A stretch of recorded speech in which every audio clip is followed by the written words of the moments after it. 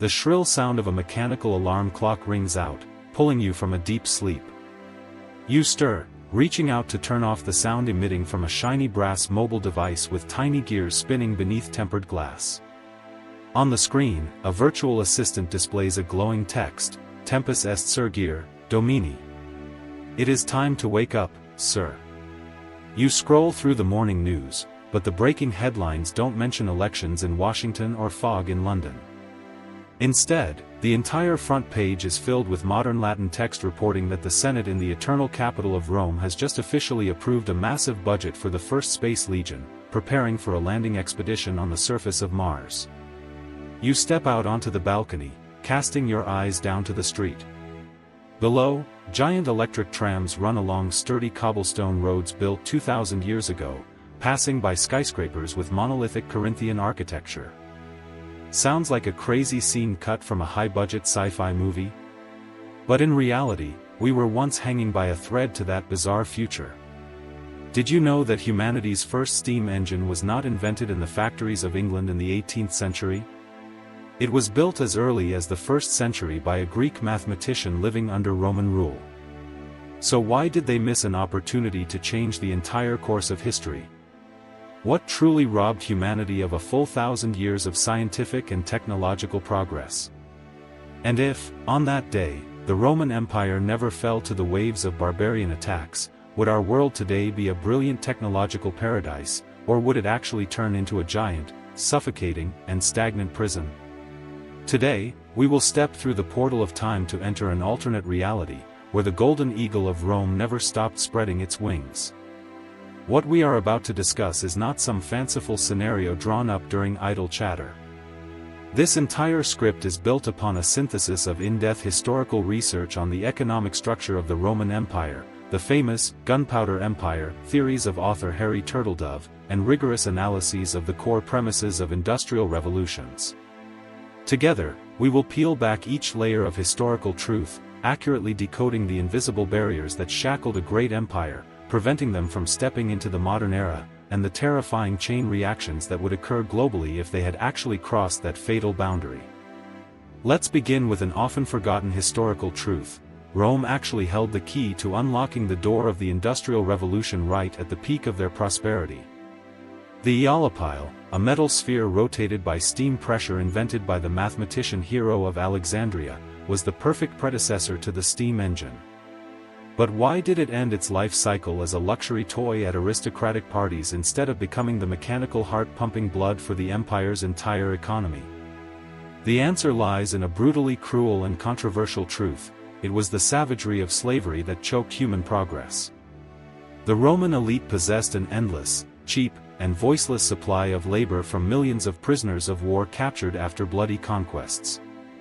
Why would they invest money, intellect, and resources to build complex iron machines, when with just the crack of a whip, tens of thousands of human beings of flesh and blood would be forced to work to death in the mines? The cheapness of human life completely eradicated the motivation for innovation. But let us assume a historical event occurs that completely changes this chessboard. Imagine the Antonine Plague sweeping through the empire, not just taking a small fraction of the population, but creating an unprecedentedly severe labor shortage crisis. Mines stall, massive wheat fields in North Africa rot with no one to harvest them, and the Roman economy stands on the brink of total collapse. Pushed into a corner, the elite have no choice but to turn to science. Hero's Eolipile is immediately pulled out of the glass cabinet. Dozens of the best engineers are summoned and funded to scale up and improve this toy into massive steam machines. Within just a few decades, black smoke from industrial chimneys begins to rise, obscuring the sky of Rome. Steam-powered water pumps operate day and night at the tin mines in Britannia. Thousands of mechanical steam looms replace the bloodied hands of slaves. The Industrial Revolution explodes nearly 1,700 years earlier than in reality. Rome transforms from an agricultural empire based on human exploitation into an early industrial powerhouse, with armored trains running along a network of roads stretching from Egypt all the way to the Atlantic coast. Naturally, for this industry to survive and thrive, Rome needed to cure the cancer that killed them in our real timeline: internal division. The fall of the empire did not happen overnight, it was the result of Eastern and Western Rome turning their backs on each other. But in this alternate reality, facing the pressure of barbarian invasions, the two halves of the empire realize their survival is inextricably linked. An unprecedented military alliance treaty is signed. Whenever Gaul in the west is threatened, Constantinople in the east immediately sends its most powerful armored legions and fleets to assist, and vice versa. This tight cooperation not only crushes any external invasion attempts but also creates an era of political stability lasting for centuries. The greatest significance of this stability lies not in military might, but in the continuous preservation and development of the Roman legal system, just civil. Without power vacuums, without the Dark Ages, where the law of the jungle reigned, the world would inherit a unified, stringent legal framework protecting private property and commercial contracts on a global scale dozens of centuries earlier. A merchant in Syria could sign a contract with a partner in Hispania and know with absolute certainty that their rights were protected by the exact same system of justice courts. And once the political and economic foundations were solid, one of the biggest and most shocking changes would take place in the realm of religion. In our world, Christianity rose, became the state religion, and shaped the entirety of Western culture, dragging along with it strict dogmas and bloody crusades lasting hundreds of years. But if Rome never weakened, Christianity might never have seized that absolute power. It would merely exist as one of countless other sects within the empire. Instead of a coercive assimilation, Rome would maintain a flexible and pragmatic polytheistic system.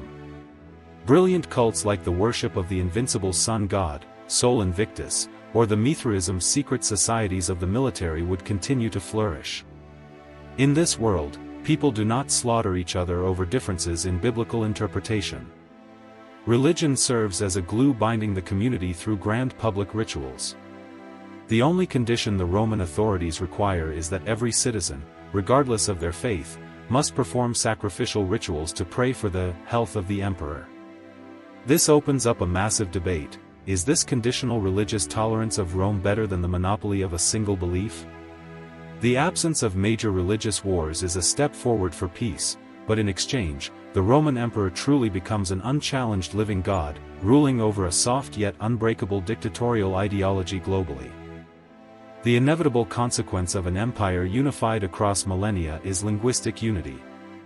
Latin would never have to suffer the fate of a dead language imprisoned in academic religious texts, nor would it ever be shattered to evolve into French, Italian, or Spanish as we know them today. Instead, it continues to live, evolve, and become the sole global language. There would be a standardized Latin variant taught in all schools from Europe to North Africa, used in all legal documents, scientific research, and international trade. Of course, geographical realities would create different regional dialects. A merchant in North Africa might speak Latin with a heavier accent, mutating V sounds into B, S, while the aristocracy in central Rome retains a flowery and formal pronunciation. The Latin of 2026 would be a modern language, enriched with tens of thousands of new vocabulary words for concepts like computing, quantum mechanics, or aeronautical engineering, a language that sounds familiar yet retains the perfect logical structure of the ancient world. But the dramatic climax in this alternate history would occur the moment Rome's massive ships venture out of the Mediterranean waters. With superior steam-powered shipbuilding technology and an endless thirst for new resources to feed the gigantic industrial machine, the Romans would discover the New World, not in 1492, but perhaps as early as the 10th century. And this is when the picture of a civilized Rome begins to bleed. Erase the illusion that the Romans would come to the Americas to peacefully build water pipes and public baths. The nature of Rome is expansion, assimilation, and absolute exploitation. The clash between a mechanized Roman Empire and the indigenous civilizations of the Americas would be one of the most brutal chapters in human history. Picture the mighty Roman legions, clad in gleaming steel armor, equipped with steam muskets and powerful cannons, trampling over Aztec warriors wielding obsidian stone weapons at the capital of Tenochtitlan. The Romans would not entirely wipe out the natives, rather, they would apply exactly what they did to the Celts in Europe. They would conquer, impose their laws, and turn millions of indigenous people into a massive labor force to drain the gargantuan silver mines of Potosi, sending thousands of tons of wealth back to gild the palaces in Rome. The Americas would become Nova Roma, a collection of new provinces yielding absolute obedience to orders from across the ocean, a testament to technical superiority, but also a death sentence for all indigenous cultures. When we paint this entire glamorous vision of an empire stretching from the Americas to the Far East, possessing early machinery and maintaining internal peace, a cruel historical paradox begins to emerge. The ultimate result of Rome never falling is not a continuous ascension to launch humanity to the stars early on, but rather a terrifying, stable stagnation. Look back at our actual history. Why did Europe break out so powerfully from the 15th century to dominate the globe? It was because of division. England, France, Spain, and Portugal had to constantly fiercely compete with one another to survive. Whoever didn't innovate their weapons, didn't discover new lands, would be devoured. Division was the very spark for the Renaissance and the explosion of modern science. But in our world right now, Rome is too perfect, too massive, and lacks a worthy competitor. When you are the strongest and the only one, why rush to change? The steam engine might have been invented, but Roman society would likely stall in a coal and steel steampunk era for 1,000 years without bothering to advance to the era of electricity or atomic energy. Politically, such a colossal entity could not be ruled forever by a dictatorial individual. The empire would not collapse bloodily, but it would gradually decentralize. Distant lands like Britannia, Syria, or Nova Roma would demand ever greater autonomy. By 2026, the Roman Empire might take a shape akin to a gigantic European Union or a global NATO, an alliance of autonomous nations bound together by a common legal foundation, a single currency bearing the faces of the Caesars, and a Latin-rooted culture. The world would be devoid of the globally destructive world wars like our 20th century, but instead, there would be persistent localized armed conflicts on the borders with smaller rival empires in the east, where coal-powered tanks roar across the desert. It would be a suffocatingly peaceful society, orderly but lacking the genius breakthroughs of a free and rebellious humanity. A world where the patrician aristocratic class still leisurely sits at the pinnacle of power, while the plebs commoners must still toil tirelessly under dust-filled factories, lulled to sleep by modern Roman amphitheaters broadcast live on electronic screens. Rome is not just a dead empire buried under the ashes, it is the very deep root of the entire Western civilization we breathe every day. The fall of this great empire in 476 is often described as one of the darkest and most painful turning points in human chronicles, a tragedy ushering in an era of darkness, plague, and fanaticism. But through our speculative journey today, we are forced to confront a deeply philosophical truth that challenges the limits of everyone's thinking. It was exactly from the ruins of Rome, from the chaotic fragmentation and the bloody wars for survival in Europe, that cultural diversity, the rise of individual freedom, and the burning drive to push past limits were able to sprout. So, after witnessing the vision of a world where the golden eagle flags never vanished, do you think the fall of the Roman Empire was truly a regrettable tragedy that dragged back our progress, or was it actually the luckiest, greatest thing that ever happened, allowing humanity to break the iron cage of dictatorship and pave the way for the free, pluralistic, and vibrantly colorful world you live in today? Leave your sharp perspectives and arguments in the comments section. I am very much looking forward to reading and debating with you about this explosive topic. Don't forget to hit the subscribe button so we can continue accompanying each other on future journeys bending space and time. Roma Invicta, glory to Rome. See you in the next videos.